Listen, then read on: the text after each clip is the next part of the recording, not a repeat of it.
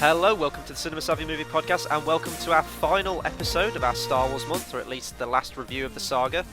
I'm Chris Garner, joined with my co-hosts Tayte in the Hour and George Aldridge as we review and discuss everything involving our favourite galaxy far, far away. We're, 1 or 2 days away now, depending on... Yeah, one sleep away from the release of Force Awakens as of this recording, and we're celebrating the release of a brand new Star Wars film by devoting the entire month of December to the Star Wars saga. On our last episode, we discussed the middle chapter in the Star Wars original trilogy, The Empire Strikes Back, and on today's show we'll be reviewing what I want to call the final episode of the saga, but sadly now that's not the case. Well, not really sadly, we're going to get episodes 7, 8, 9 and onwards. So today we're reviewing Return of the Jedi, written by Lawrence Kasdan and George Lucas and directed by Richard Marquand, however you pronounce his name. So we usually start off with these with the first time we saw it. For me and you, George, it was just sort of like, it just happened, didn't it? Like, we saw Phantom Menace and then the original trilogy just sort of like followed after that. But for me, growing up, this was always my favourite one. If I was going to watch a Star Wars film, this one would always be the one that's put in. To me, it's very similar like A New Hope. You can still watch it, it's very self-contained. Whereas Empire Strikes Back is probably the best made one. It does end with that to be continued ending, which you would expect because it's a middle chapter, but this one to me has a clear beginning, middle, end, and you get like the new villain with the Emperor. So this was always my favourite one. Yeah, I think growing up this was my favourite. I've said this before, about 11, 12, that age is when it kind of switched on to Empire. Still my second favourite. I love this film. It's just glorious. I love everything about it. Not so much the special editions, I'll go into that later on, but this is definitely the video I remember most because this was the most shocked at seeing the special editions for the first time and being the most angry at the Blu-ray cuts. But it's just amazing. I love it. I can go on and on and on. This was also my favourite Star Wars film as a kid. I mean, I would just... Do you know, this was like one of the first DVDs I ever got. And I was just like, yeah, I'm just going to keep on playing this over and over. I think I watched it twice back-to-back once. Like, I don't do that with many movies. I've done it with Whiplash and I've done it with Gattaca. Other than that, this is the only other film. And it was basically my childhood. I mean, I'd watch this... I watch a bit of Recess, you know, and then this again. So, yeah. So, the plot of this one then is just sort of the end chapter in the original trilogy where Luke has to go and confront Vader again. We have a second Death Star, which I want to get your guys' opinion on that. Do you think that was a little dumb to sort of rehash the Death Star? And I mean, from the looks of it, it looks like we're almost going to get a third one with Force Awakens. Do you think that they should have pulled something new out for the final one of the trilogy, or are you okay with having a second Death Star? Well, I can't fault the Sith for trying, you know? It's like, we've got this design, we're going to stick to it. It's just like, look, we got the plans. I mean, it didn't work last time because they got lucky, basically. They had one guy who was a farmer, he had a lucky shot. It's a shame for us. I mean, we could have totally beaten them, you know? That bloody kid, you know? This time, what we'll do is we won't make it a small hole, we'll make it a giant hole, you know? One that you can actually fit a ship down. Then It's not even a hole, it's half built. I never really cared, in all honesty. Like, I know a lot of people don't really like the second Death Star, but I just love the design of it, and it's that first shot of when you look up, it's like, oh look, it's the second Death Star. And it has a kick-ass Lego, which I've always wanted, which I'm not rich, so I can't buy it off eBay for the ridiculous hundreds of pounds worth it goes for now. But I just never really followed it. I liked the idea. I thought it was cool they were constructing a new one that we were... Well, I think the fact it was being constructed made it better, because if it had been fully made it would have been boring going, oh, they would have done this during episode 5 or something. But adding in the sort of Endor dynamic of the sort of being protected from Endor, I really like it. I know some people don't, but with Starkiller Base for The Force Awakens, I think it's going to be very different to what we all think. I have my own theories. I think they'll definitely do something new with that one and try and make it even more imposing than the Death Star. I never had a problem with the second Death Star, as you said, George. Absolutely loved the design of it, and I mean, the best part of the film for me is sort of like the ending where you get the Ewok battle, you get the lightsaber fight with Vader and Luke, and you get, probably in my opinion, the best space battle ever put on camera with the whole fight above Endor planet. I just got to stop you there quickly. Moonraker in James Bond. Oh man. Laser guns, flying Roger Moore. And Jaws as well, wasn't it? I think, Yeah. that one. Yeah, he was, see, in that one. And I then, get then the he found context love. now. I've seen Bond. Then he found love. Oh. That just a Bond discussion. That's a whole review for another time because I think George, I know you for a fact. You're a huge Bond fan. Is that the Talk recommended days on that. movie then? Yeah. Fucking Moonraker, I'd watch that shit. What I want to say, it's not really a prediction. Star Killer base. Think about it. Star Killer. What happens when you destroy a star? I'm no scientist, but I'm sure it's red. What's in the trailer? Red landscape. Boom. It's not a planet destroyer, it's a sun destroyer. Star Killer base. If this has been predicted perfectly, I'd like to take some money, please. You're looking too much into it, like Star Wars. Yeah, they're clever, but remember, they've got to keep it for kids. Star Killer sounds cool instead of the Planet Killer. No, Star Killer just rolls off the tongue. It's a lot better.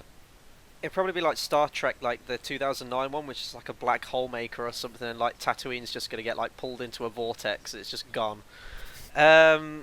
So we can jump onto new characters if you like. So this, I don't count the special edition version of A New Hope. This is the first time we get to see Jabba the Hutt. I love the theatrical versions purely for the reason that they preserve that reveal until this movie, and it's such an awesome reveal. And the puppet, I mean, I can't remember the exact weight they said the puppet, but I know that it had to be operated by like dozens of people just to get this thing moving.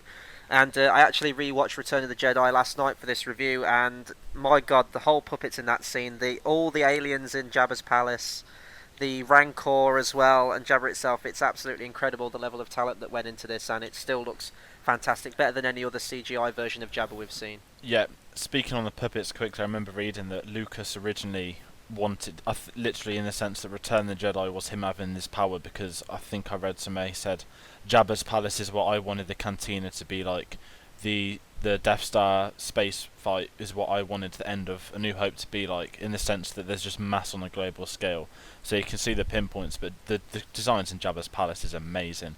And going to the Rancor, I pronounced it wrong for the first 10 years of my life. I used to call it the Racnor. No idea why. I just found out on a toy when I was older, but it is an amazing villain, and it's that kind of, even revealing that when they kill the slave girl, and you just hear like the screams and stuff. It's just, I remember being terrified as a kid, and it's awesome. I love it. I was more terrified by the singing lips. Oh. Oh yeah. Also, you have seen the special edition one of this then? Oh yeah, I think I bought the special edition one. I wasn't old enough to see the originals, but yeah, the singing lips is something that I can remember. Sadly, Such a tune. I'd rather listen to her over Justin Bieber.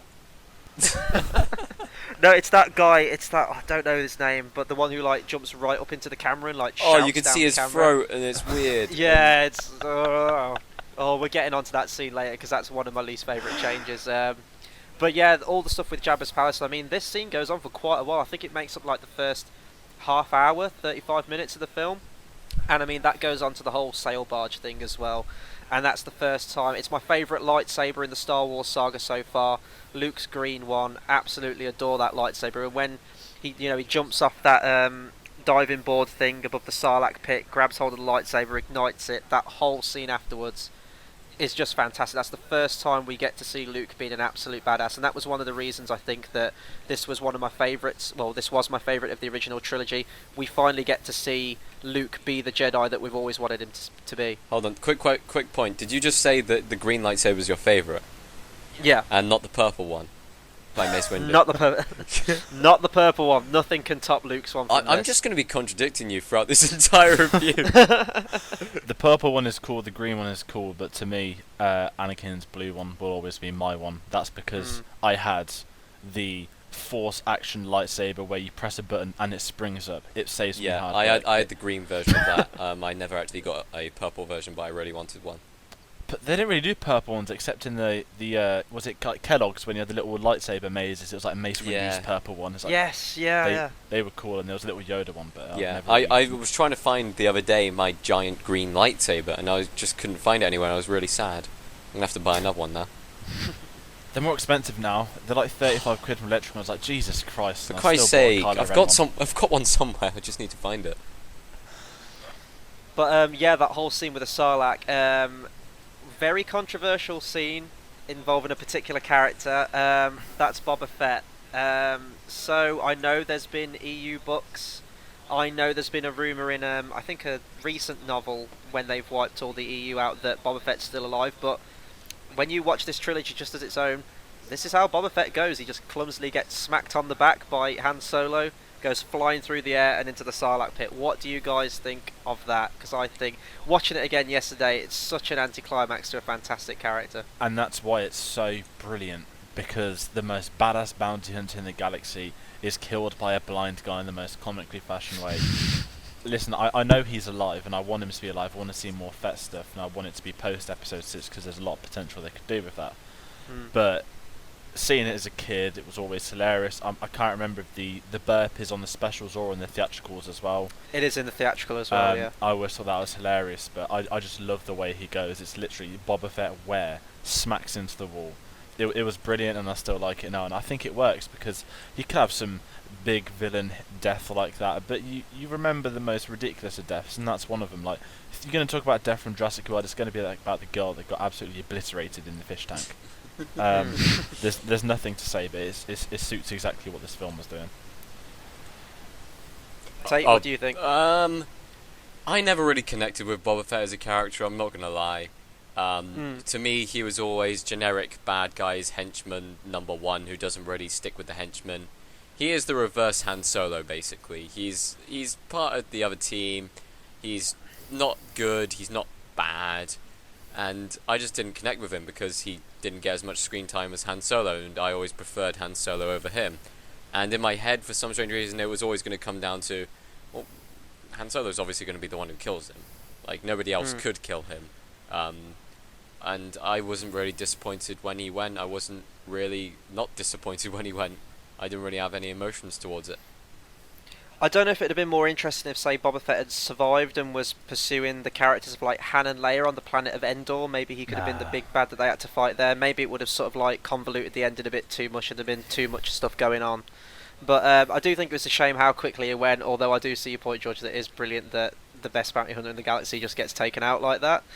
But our big bad guy for this one, I won't say Vader takes a back seat, but right from the opening scene, we get the hint that the Emperor is coming. And when you watch the original trilogy on its own, I think you get a brief mention of him in A New Hope, if I remember rightly, at the table with all the Imperial officers. Then you get your first glimpse of him in Empire Strikes Back. Very much a tease, he's very much in the shadows. And then we finally get to see him. Ian McDiarmid, he must have been in his early 30s when he did this. Yeah, I think he was a stage actor, so they kind of just had him in, put the makeup and lenses on, there you go. So it's I think it's kind of awesome that he was that young, because it must have been so cool if you're going back to '99, that when they announced that cast, you'd have been like, oh, it's the Emperor playing Palpatine. So age-wise, obviously it was a fluke, but it was great. I think it's really cool he's in the prequels as well. Yeah. And I mean the sorry, no, I'll go then. As far as the Emperor was concerned, he was at the time. Obviously with the ending, which everyone already knows about, so I'm not really spoiling anything here. But he was always, to me, the badder guy. As soon as I learned that Darth Vader was Luke's father, I kind of connected with the character more, and the Emperor was the one pulling the strings. I was like, oh, okay, so Vader can't be that bad. I mean, because remember, I was a young kid when I first watched these, so my dad was someone who I always looked up to. Your dad can't be that bad. I mean, he may be on the dark side of the Force, but there's, I don't know, but for me as a kid, the Emperor was like my dad's boss. No one really got on with him. He was giving my dad some bad hours. My dad was coming home late and stuff like that. And I know this is a little bit of a personal story, but I connected more with Vader than I did with the Emperor, and I was happy to see him go in the end. Yeah, and if we're going to talk about the end briefly, that is my favourite scene of the whole Star Wars saga. I don't think Episode 7 can top it. Maybe it will, but the redemption of Vader as a child was just incredible, and it's the John Williams score, the Battle of Endor 2 to be precise on the soundtrack. I just remember seeing it, and whenever I watch it, I love it. and it's such a shame with the Blu-ray release, because that was the one change I can deal with changes. That was the one that really got me. Han Solo, never really that bothered with Han shot first. This, it kind of killed me, and I just remember commenting me violently on the YouTube page, which is still there, and I used to laugh at how the bar was Darth Vader's lightsaber because it was so red, and that killed me. And I think when I watched it on Blu-ray, I remember watching it with my dad, and we're like, oh, this is great, and then it got to the scene, I actually changed it to the DVD, I was that angry. Wow. Yeah. And that was sort of the same thing with me as well. That was the straw that broke the camel's back. Like I was so tempted to get those Blu-rays. I was like, I know there's more changes in, but how bad can the changes be? And then that was the first one I clicked on, and I was like, that is one of the most perfect scenes to me in any film ever made, and it's just ruined. It just adds that no shout that he does at the end of Revenge of the Sith over the top. He does it twice. Yeah, he does it twice. And Oh. the beauty of that scene was that Vader came to this realization in complete silence, and without saying anything, you could exactly tell what was going on in his mind at that moment. The thing is, Vader was always a man of few words, and then they give him, in the moment where he isn't meant to say anything and just do, just like he always does, he says something, and it was. And it's just disappointing. cheesy as well. It's just cheesy. It's so out of place. It takes you immediately out of the scene. And the best thing about it was, in the original version, is that you could see that humanity behind his mask. All the other time that you've seen Darth Vader, it was a face of evil, it was a face of intimidation, and then in that one scene, nothing's been changed on the mask, there's no expression on it, but you can see the humanity as he's sort of like looking back and forth at Luke. Yeah, and that was the one change. I saw that and I was like, I am not going to buy these Blu-rays. I don't care about better picture quality. I would rather have that scene intact as I remember it, and as it's in superior form, than buy a Blu-ray. And I think it's still in the Blu-rays, isn't it? Even now they keep releasing them. They're sort of the canon ones, which is such a shame, really. But yeah, all that stuff with the fight scene, with the lightsaber fight, and the whole ensuing bit with the Emperor, that's my favourite stuff from this movie, and that's sort of why, for a long time, I held it up as my favourite. Although I will admit, I rewatched it again last night, and I mean, I still love it. Still, Return of the Jedi, just brilliant. But the second act of this movie is where it starts to lose me, and I think it does for a lot of people. It had been quite a while since I'd watched this film, probably about 3 years ago, and at that point I still loved it. Watching it again last night, I found myself getting a bit restless during the whole Ewok stuff. There's like the whole middle section where they get captured and the Ewoks are deciding whether they're going to eat them or not, and then C-3PO's telling campfire stories. I did find myself sort of like checking the clock a lot of times, like, when are we going to get past this bit? See, I disagree. I love that. I love the little baby Ewok that when they have the sound effect, it just kind of like crawls away. And I love the Ewoks, and I know it's an age thing. How I Met Your Mother did an incredible infographic on this. But I love the Ewoks. They're great. They're great fun. I know they wanted to have Wookiees, but if they had Wookiees, there'd be no war. Having the sort of the old traditional stuff beat Stormtroopers, which shouldn't have happened, but it worked because it's Star Wars. Don't get so piped up over a film about a little bunch of teddy bears doing well with themselves. There's a really sad scene. 2 of them die. One of them gets shot down off a glider and is stamped on, and the other one dies in front of his best mate. They killed me. I think that's Nanta the Ewok, isn't it? They killed me as a child, and you know, I'm going to see it again tomorrow for the first time in a few years, and I'm going to be emotionally distressed when I see that Ewok die. But I mean, growing up, I love. It's the greatest sort of ending. I know I'm kind of wavering around the film here, but I always looked at it as a whole, as there's Tatooine, then there's Endor, and I just think it's the greatest finale to a franchise ever. And it was the downside of Episode 7 is that Episode 6 is not the end, because it's just so perfect. And Yub Nub, I loved Yub Nub, but I've got no issue with the DVD change they did. But I love the Ewoks. Literally, I've met Warwick Davis. It was a good day. Yeah, I'm also a fan of the Ewoks. What have you got against them, Chris? They're cute. No. They're This cuddly. is the thing. Go on. I love the Ewoks. I completely agree with everything you two have just said. I love the Ewoks. I just think, because I watched Empire the other day, I think now I sort of appreciate that a lot more than I used to. I mean, I used to love it, but just like from a film perspective, like how tightly knitted together that whole story is, and that no character moment is wasted. Everything's just so brilliantly done in that movie. And then you get to this one in the middle section, because one of the biggest problems I have with this film is that the characters of Leia and Han feel a bit wasted.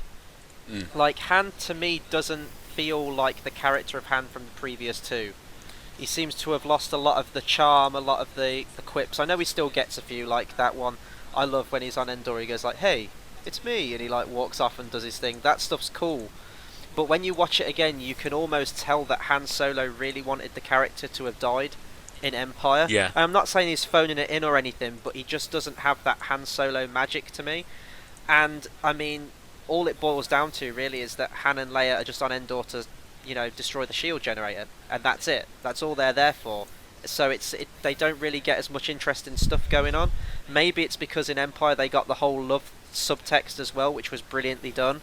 And then here it's just sort of, destroy that with these Ewoks. He's kind of frozen for the first part of the film though, so they can't really do a lot with him. But I think, it worked, but they said they only sent him there to destroy it because they had to. They kind of did the briefing stuff, but to me this is Luke's film. Going to Solo Leia, they've got the best dynamic in Episode 5 because you're kind of creating that love story that pays off in 6. When she can't really choose anyone else but Han because Luke's her brother, she finds out. Although she says she's always known, which is creepy. But I think this film, the bunch of it to me is Luke's story, and I love Solo and Leia and their dynamic, but when I watch Empire Strikes Back, I prefer seeing the Leia and Han stuff because I know it's about them. Whereas 6 to me will always be Luke's, and I wouldn't say they're wasted to a degree, but I know they're not used as much and as well. But there are some great moments, and there's Harrison Ford who actually gropes Carrie Fisher's boob. I'm not even joking. Someone said Which scene? It's when she gets shot on the arm. He goes for it and then he pulls up, and I was like, Harrison Ford, you're an absolute legend, my friend. Oh, I'm gonna have to rewatch Return of the Jedi now and look out for that bit. But no, I completely agree with that bit with the whole Luke story. And can I just say, one of my favourite scenes of this whole film is Luke's entrance into the film, where the doors of Jabba's palace open up and you just see that silhouette, that hooded figure walking, and he just straight up force chokes those Gamorrean guards. Like, is he riding the line between the dark side right from the first scene of this film? Like, that doesn't seem like the Jedi way, but it's just so badass to see. And then that whole thing, I know I keep going back to the end, I'm sort of like flitting all around as well, but the bit where he beats down Vader and then he looks at his own hand, like, all the stuff with Luke with that stuff is just fantastic. Yeah, and with Luke on this, again, I said it's his film. I love everything from, you're right, the introduction to Jabba's palace. He's so confident, and you've seen him turn into the Jedi. When you see him in the end of Episode 5, he's a wreck because he got wrecked because he wasn't ready and he actually listened to Yoda. I love that he goes back to train and Yoda's dead, so he's kind of like, then he questions Ben. It's a great journey. It's the completion of the hero's journey to me, which is why I'm so excited for Episode 7, because Luke is going to be the man. He's got the beard. He's going to have the robes. He's going to be Yoda, but a human, and it's going to be amazing. And I think he's going to interfere. I won't really go on and on about it, but what I love about the whole Vader stuff is the talk on Endor, where him and Vader are in the corridor leading onto the Asset, and there's just this great sort of back and forth with him. And it's now turned into an online meme where it's something like when you tell your friend their long lost name from secondary school. It's just like, it's brilliant. But the Luke stuff's great in this, and Mark Hamill sells it. And again, it's the completion of the journey. You've got the whining kid to the wise Jedi in 2 films. Yeah. /3. I never really thought of Luke as a whining kid. I always thought of him as just a kid way out of his depth and not really knowing what's going on.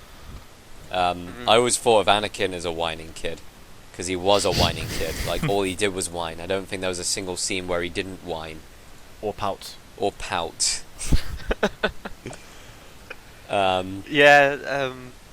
yeah, I just didn't see Luke as a whiner. I just saw him as just a kid who was way out of his depth, didn't really know what was going on, was kind of thrown into it without... If you were going to say that Luke doesn't whine all that much, I'd probably just show you that line from A New Hope where he talks about power converters. That's probably his whiniest line to me. No, but I do think it is a great progression of his character from all 3 films, and let's be honest, he is the main guy. He is the one you should focus on. I know that Han gets a lot of love, obviously, as he should, because he's fantastic in these films, but it is, at the core of it, Luke and Vader's story. So we've talked Ewoks, so we've talked all the Endor stuff, we've talked the Emperor. can we talk about like Lando and the whole space stuff and the introduction of one of the greatest characters in the Star Wars saga, which is Admiral Akbar? Quick point on Lando's redemption. Yeah. Why did they even trust him anymore? I'm sorry, but Yeah. like there was no reason to give him any more trust at all. And I can't remember which review I saw, but the one thing that bothers me about this movie, I never even noticed it until recently, is how quick Han accepts Lando at the start of this film. Because as far as Han's concerned, he was frozen. All he knows of Lando was that he betrayed him at the last minute. So when he's thawed out of it, he's just all back to like good old buddies with Lando again. There's no moments where he's like, "Hey, you betrayed us in the last movie." There's none of that. It's one of the and things that I don't get in this movie. They have absolutely no reason to trust Lando at all. I mean, he sold them out, yeah, sure, to probably save his life and save the city. But there would have been ways around it. There is, I think the thing with that, I think it's more off-screen, because there's a kind of a year between 5 and 6, and he's already there at Jabba's palace, which I thought was kind of cool when I was younger, because at that point he kind of pulls the mask down like, hey, it's Lando. And there's this sort of thing where he's obviously played his way into being in there as a kind of like guard at Jabba's palace. I don't think Jabba would let anyone in. So if anything, it's probably him betraying Jabba more than anything else, which is the most Lando thing you can get. But I can see where you're coming from with the Han stuff. Whether or not Han just knows it as a character that they do that, but I always thought it was kind of cool when I was younger when when Han Solo was kind of trying to save him. And then Family Guy came in with him shooting Lando like 5 or 6 times. But no, I love the Lando stuff, and it's clear there was talk that he was going to die. And they vetoed it, and they kind of realised it didn't really suit the film, which kind of didn't. It wouldn't have been a great sacrifice. That's why they kind of come out of the fire, because you can clearly see how they planned it. But I like the Lando stuff, and I know you're going to talk about Admiral Akbar, but the real hero is Nia Nunn, the co-pilot of the Millennium Falcon. Yeah, and I think that he's going to be in Force Awakens, because I remember the Comic-Con footage. You see a Mask of Akbar, and we know he's in it because Tayte, we watched that TV spot. Didn't we did. You pointed him out on the screen, and then we saw Nia Nunn as well. I think, didn't we? We did. Yeah, unless it he's was like be an in alien. It. No, he's in it. He's in the film.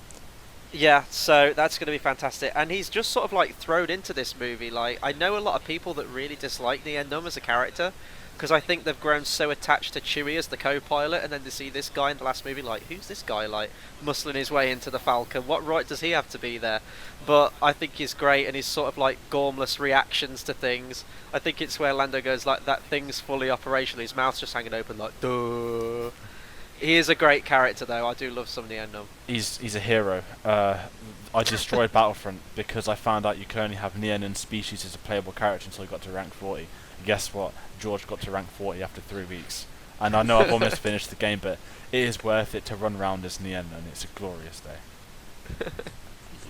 Yeah, but to be honest, Nia Nunn was great, but I do think Admiral Akbar steals the show with, as you said, George, one of the greatest lines in cinema history with "It's a trap." Classic, parodied loads, but every time it comes on, I always get a laugh out of it, because it's just so it's iconic to Star Wars and iconic to everything now. It's just like a running gag. I love it. Yeah, and the thing is, he's an admiral. You know, just because you're a fishman doesn't mean you've got supremacy. He's clearly worked his way there. He has a crew, and that crew do more damage than the Star Trek crew do. They just go off and explore, and you've got the Admiral Akbar crew there, just chilling in their white chairs, sort of going around on the wheels, and they're buzzing. And he works out it's a trap before anyone else does. That's how clever he is. He knows what to do. He doesn't stand there. He diverts the whole ships. Man knows. And he also took down the Emperor. He can put that on his CV. Yeah. He led the attack on the second Death Star. Luke got lucky. Akbar didn't. I love his crappy little fish hand as well when he says can't repel fire of that magnitude, and it's just like this crappy little rubber hand he's got that just shakes. And because we've talked about like South Park in all these reviews, so I may as well bring this up. South Park the movie, the whole army general in that, and his voice always reminds me of Admiral Akbar. I think that was probably the intention, but that bit in the movie, I'm not going to say it here, but his command in that, he's fantastic. Love that character in South Park. Always reminded me of Admiral Akbar. So yeah, that's sort of like covered the film. We've covered most of it, I think, really. So if we want to go into the special editions a bit now, I know we've talked about the Darth Vader. No, there are a few other things if you want to bring those up, George, that you particularly dislike about this one. There's a big one at the end. I was gonna say the Force Ghost one. When I was younger, I wasn't angry or anything. I was, what was it, Christmas '04, I got the box set. So I was 8 years old. And I remember watching it, and then it got to the end, and I was like, Dad. Called him in and goes, they've changed him. Because I've got, it's still there on one of my shelves, this Power of the Jedi, the late 80s sort of Force Ghost ones. And I just remember being really shocked. But obviously, at the age of 8, I thought Anakin's hairdo was cool. I've told you guys this, I wanted his haircut when I was younger. This is really cool seeing him for the first time. Obviously, at this point, there's already been a trailer for Episode 3. And then as I grew older, it didn't hit me as bad, and I was there like, should they have changed it? Because as continuity goes, it's such a tough one, because I don't agree with what they did, but in terms of the saga, the last time Anakin is seen as a Jedi is when he's younger. Although he redeems himself in Darth Vader's costume, that's where the cross point happens. But I've never known if I've hated it or if I didn't mind it. It's a bit of both, I think. But that's the most controversial one, because it does change the way you see it, especially for the first time. I grew up, I don't know how the special editions are crossing over in my world, but I grew up and I distinctly remember it definitely not being Hayden Christensen the first time I watched it. Sebastian Stan, I think. That's who I'll always remember it as. And I Sebastian was just Shaw, isn't it, shocked when I think I watched it on ITV or something like that. They do reruns every year, don't they? Yeah. And I can't remember. I was just watching it. I was like, why have they what? They've changed it? Why have they done that? That's stupid. Because at the time, I think it was just after Revenge of the Sith had come out. I'd seen Revenge of the Sith, and like everyone in the world was in two minds about like the free films. I was okay with them still, but I preferred. I got used to seeing them. I got used to seeing. I genuinely can't remember his name. If you say it. Sebastian Shaw. Sebastian Shaw. I remember seeing his face every single time, and yet. Like, I'm still unsure about it. Yeah. Yeah. Sorry, Chris, go for it. I was just gonna. No, go on. I was gonna say that's the thing, because this is the video I saw most. Every single change done in this, I picked up on immediately, and I said that I couldn't pick up an Empire Strikes Back because A, there's less changes. B, I don't remember the video as well as I do the Return of the Jedi ones. We'll go into the sort of music thing later. That was a big weird point for me, but. Just the ending, again, Yub Nub, that's part of the ending. They got rid of Yub Nub, which was a great song, the Ewok Parade. But I didn't mind the sort of celebration, you get your first glimpse at Naboo. There's some cool things going on there. I don't mind the victory celebration song, but it was a bit sad to see Yub Nub go. But the ending is a kind of 180, and it's just a shame they haven't, released... See, everyone says re-release the originals. What I want a definitive edition of the Star Wars saga. I want the good changes in it, and I want the bad changes got rid of. Just have one final cut. I hope Disney do it, because there's some things that should stay, there's some things that have to go, and Hayden Christensen's one of them. It makes sense for him to be in it, but then it doesn't, because they filmed it 30 years ago with a different actor. Yeah, the Hayden Christensen change, I absolutely hate this change, hated so much. The version I had growing up were the 97 special editions, I think, which had Sebastian Shaw in. They had the victory celebration music, and when it cuts to the other planets celebrating, it didn't have Naboo. It did have, I think it's Bespin, you see, and Tatooine, and I think they were the only two. And to me, that's the best ending they've ever made for that, because I said that for each of the original trilogy, there is one change I like the most. For the first one, it was... Oh my god, what was it? I've completely forgot what my favourite change was in that one. But Empire, it was the Wampa, and then for this, it is the Victory Celebration. I think that when you watch it as a trilogy, the Victory Celebration music is a much more fitting piece of music. It ends it on a real emotional note for the finale of what was the Star Wars saga at that time. Yub Nub, I get people's likeness for it. I think it is very nostalgic to the people that did grow up with that, and I can see why they would be annoyed that it was removed. But I mean, I watched the theatrical yesterday, and maybe it's because I didn't grow up with Yub Nub and I've always had Victory Celebration as the version I've seen, but it just ends on a real whimper. There's no sort of emotional clout to it. I mean, when Sebastian Shaw appears, when Anakin's ghost appears to Luke, you've got this random Ewok song just like playing in the background, and it really just doesn't fit for me. In fact, I think it was John Williams himself who said he personally wanted to reorchestrate that ending scene, which we got in the special edition versions. But I just think it's a real shame that they got rid of Sebastian Shaw in that scene, and I don't think it does make sense because he is the version of Anakin that Lucas saw. So when he looks over and sees Hayden Christensen, he doesn't know who the hell that guy is. I mean, maybe you can put two and two together even, and assume that it's Anakin. But I just think it's great seeing older Anakin there. I do think that the moment when he does redeem himself and throw the Emperor down is the moment he turns back to a Jedi, and at the time brought balance to the Force. I think it makes sense to see him in that end scene. And I'm trying to decide whether I think that A New Hope is hurt more by the special edition changes or if it's Return of the Jedi. And I'm more inclined to go with Jedi, because with Jedi you also get the CGI Venus flytrap beak added over the Sarlacc pit, which is a bit goofy. But another one of my most hated changes is Jedi Rocks, and we need to talk about this one a bit more because the original song Laptinek is perfect. I love it. I think it completely fits the movie and the sort of sleazy sort of nightclub-esque thing that Jabba's got going at the palace. Jedi Rocks is just like a Disney cartoon, just like randomly thrown in, and even as a kid it always sort of took me off guard and felt a bit out of place. I don't know if you guys thought that at all. Tate, do you want to go for it?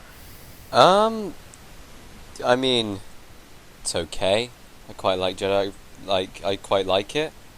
I mean, it was like the song that I got used to, so I don't really mind it too much. But yeah, I don't have any opinion over it really. I don't hate it. I don't love it. It was kind of like, oh, there's a change. It was catchy as a child. As I got a bit older, it was a bit like, But Yeah. I didn't. It just felt out of place having so much CG next to the puppets. But I wasn't really bothered. They kept the ending right of her getting tripped down to the Rancor for feeding time. But it was just one of them where it was an odd change at that. I don't see any reason to do it, because I remember this kind of puppet version of her, which looked creepy to be fair. But now they kind of, if they did a 3D re-release, that scene I'm expecting to be smacked in the face by a like lip thing. Yeah, I think the character's Cy Snootles, I think the name is. She was in the Clone Wars. Yeah, I don't know. I don't mind like the song as a tune. I think it's just the execution of it and just how goofy it is, because it is meant to be sort of like a serious scene where Jabba's sending this poor slave girl to a death to get eaten by a Rancor, and then you've just sort of got this awkward, slapsticky, weird dance number just sort of like edited in with it. It's always seemed out of place to me, that one. I'm trying to think if there's any other changes. Like since then, they've added like little ones in, like CGI eyes to the Ewoks to make them blink and stuff like that. Changes like that don't really bother me. It's sort of the main ones that really detract from the scenes to me. So I guess before we close out, we can just talk about positives and negatives if we add anything. So do you guys want to take that first? Positive and negatives. I say positives were it closed off the franchise brilliantly. I mean, it tied up most of the loose ends. I don't think there was many loose ends left. And I just generally think it was quite a good, enjoyable family film. I mean, they had elements for the kids to love, adults to love, everyone to love. Quotable, very, very quotable.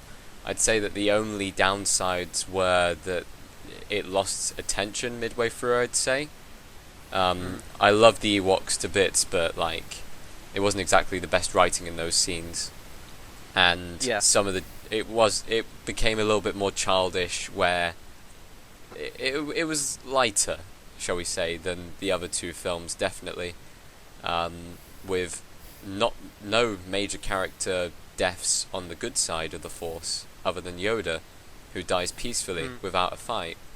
So, yeah, I'd just say overall pretty good. Yeah, it is, as I said before, the greatest finale to a trilogy/franchise ever. I'm still excited for episode 7 though. It's just, Last Crusade. No. And Return of the King, Lord of the Rings. Well, the problem with when I saw The Last Crusade for the first time, I knew there was an Indiana Jones 4 coming out. So for me, Last Crusade's a great ending to one of the greatest trilogies of all time. Return of the King is an over-exaggerated ending to a great trilogy, but Star Wars is the ending. It is the glorious ending. But technically it isn't. But technically the it's end, not is over anymore, I know. No. Does this also mean that 4, 5 and 6 count as prequels now? That's what I want to know. Yeah. Did any of you guys see movie fights with Kevin Smith? Like, they had to argue which was the best Star Wars prequel. That's where I took it from, I know. Yeah, It's true. It was a great round. I was chatting to Tayte about it earlier. Yeah, I guess you could. Do they count them as do they prequels, become especially now. pre-sequels? C prequels or? In 30 years' time, we're going to have Old Man John Boyega and Daisy Ridley. Like, damn. Generation 4. That is if they make it through. Ooh. Oh, Controversy. that's the thing. About 7, we don't know who's going to get the chop or not. That's the great thing about having sequels. Yes. Definitely, yeah, and I so can't wait for Force Awakens. I need this movie now, and it's just going to be the wait in that cinema before it comes on is One just more going to be sleep to absolute go, torture. guys. One more sleep to go. 25 hours Yeah. and 41 minutes. Oh my Oh, God. That's add it. on 20 minutes of probably view adverts, because they're tots. But we know what Yeah. the adverts are, so they look Yeah. okay. True. Yeah, so Return of the Jedi for me, for a long time it was my favourite. I do think it's sort of the easiest one to just throw on and watch, although after watching them all again, as I did my sort of a marathon before Force Awakens, I do think that Empire has now become my favourite one. For me, it's just the sort of second act lets this movie down a little bit with the characters. It almost seems like it doesn't know what it wants to do with them. But oh my god, does it come back strong at the end with the whole Luke stuff and the space battle stuff. That's still fantastic to watch. All of those scenes are some of my favourite from the entire Star Wars saga, and I mean, it is a fitting ending. It does tie up everything nicely. And the ending is very emotional when you see all the characters standing there together of what was at that point the very, very end of the Star Wars saga. As this is sort of our last episode of the main reviews, I did sort of want to end on this question, sort of like get a bit personal with Star Wars. So what do you think it is about Star Wars and why it means so much to you in general? Because it's my childhood. I mean, I'm massive on football now. I don't really talk about football because this is a film podcast. I got into football very late. I watched the odd game when I was a kid, but it's about 11, 12 I was massive onto it. It's just because until I was 11 or 12 it was Star Wars. There is something everyone's obsessed with, and I can just recite my whole childhood to these films. I can't recite them to anything else. I've got things I enjoyed that were part of them, but it will always be Star Wars, whether it was opening Christmas or birthday presents and getting toys, and it was always great fun, or going out with family, seeing the films, watching them at home on rainy days, spending my time building Star Wars Legos. It just epitomises my childhood, and it's so cool it's come back. And it's also kind of bad it's come back because I've hyped it to everyone I know, and they're probably all sick and fed up of me. But I've got text drafted out to tell them on Thursday. It goes, I'm sorry for the hype, but you have to watch this film. Tate? Personally, for me, Star Wars was that film where you think, oh, I want to watch a sci-fi film. Yeah, I'll stick on Star Wars. It was what it was. No other sci-fi film could do that for me. I mean, it's not too heavy, it's not too light, it's action, it's drama, and that also includes the prequels. I mean, I really enjoyed watching back through the prequels. Yeah, sure. Oh, wait, sorry, no. I really enjoyed watching 2 of the prequels. And from now on, I'm tempted to skip Attack of the Clones as I am reminded. In fact, I may buy a pair of 3D glasses just so I can snap them in half, just to remind me of Attack of the Clones. Go on.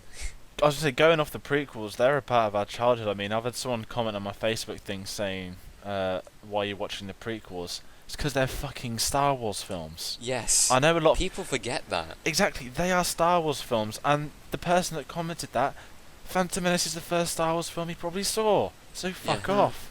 But again, we know they're not as good, but they're watchable. They are.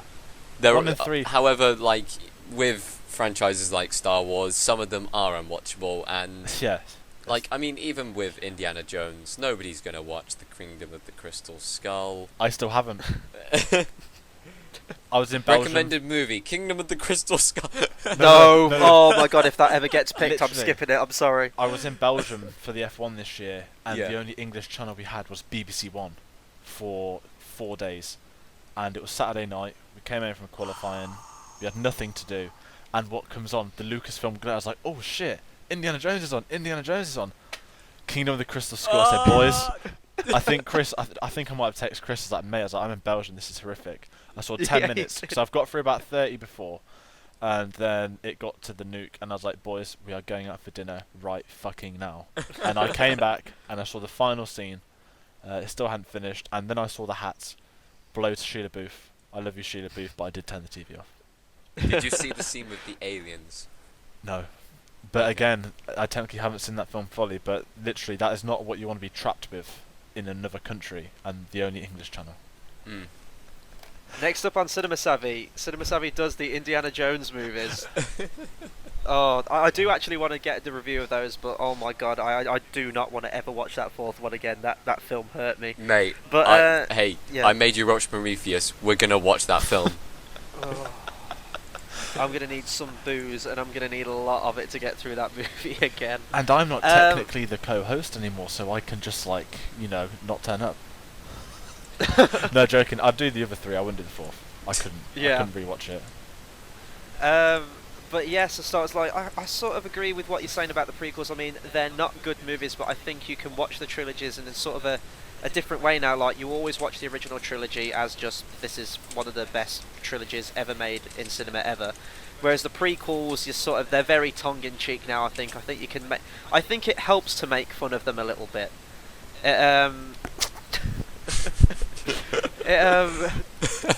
sorry. Do we give context for why we're laughing now? Yes. Yeah, we do. Yeah. Tate's just posted a link in our Skype conversation with "Do you want to build a Death Star?" and a picture which I'm going to open now. It's Elsa. It's with the red lightsaber. Sith Elsa. Okay. I guess that's just one of the rules of the internet right there, isn't it? But yeah, so you can sort of watch the prequels now in a more tongue-in-cheek way. Like, I still go back and watch Revenge of the Sith, and just any scene with Palpatine in, I'm just literally busting a gut laughing because that guy's hilarious. And Phantom Menace was the first Star Wars film that got me into that franchise. So what it is about Star Wars and why it means so much to me, I think it's just these characters and this world. I think it is a fascinating world that was created. As a kid, everyone loves, lightsabers. Darth Maul looks cool.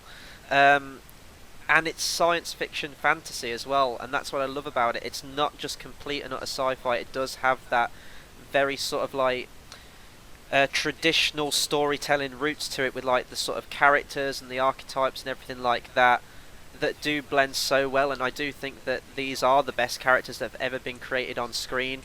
And I don't know whether it was just sort of the ramblings of a madman in George Lucas and what he was making, but man, he captured lightning in a bottle with that movie. Yeah. And to say that it's still going on now, we're getting loads more films, the merchandise is still everywhere, and those words Star Wars are just so ingrained into pop culture.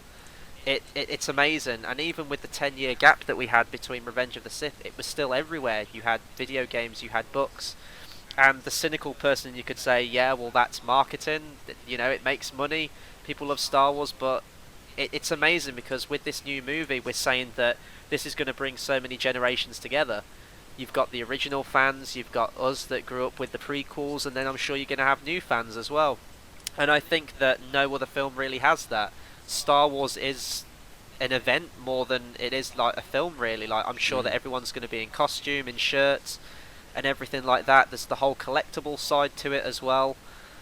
I don't know, I think it's just people are fascinated by these characters in this universe, and I hope it does go on. I hope we do get Star Wars movies when I'm a very, very old man, and I'm sure they'll be carrying on in some way or another, because it's almost 40 years since the original, and it's still going strong. In fact, it's probably stronger than ever at this point. So I'm excited to see what happens with Star Wars from here on in. So that will do it for our review of Return of the Jedi. Oh boy, tomorrow night is going to be absolutely insane. So Wow. We're all off to a midnight screening. We're getting back, and we're going to try and get a recording done straight away. If it's amazing, I'm sure it's going to be a very unstructured review and just sort of like just shouting and hyping over the movie. But I literally cannot wait. I can't remember the last time I've been so hyped for a movie to come out. I can. Dark Knight Rises. And Ooh, nowhere near this. I hyped that film for 6 to 7 months badly, and when this was announced 3 years ago, I texted my friends. I was like, if you thought the Batman hype was bad, you're not going to want to know me. And it's true. But the hype for Dark Knight Rises wasn't real for me. Kind of Harry Potter as well. Definitely Hallows Part 2. I was hyped, but not, following production every day hyped. Whereas this was the one. And there won't ever be one. I won't ever get hyped for another Star Wars film like this because this is the first one we're hyped for.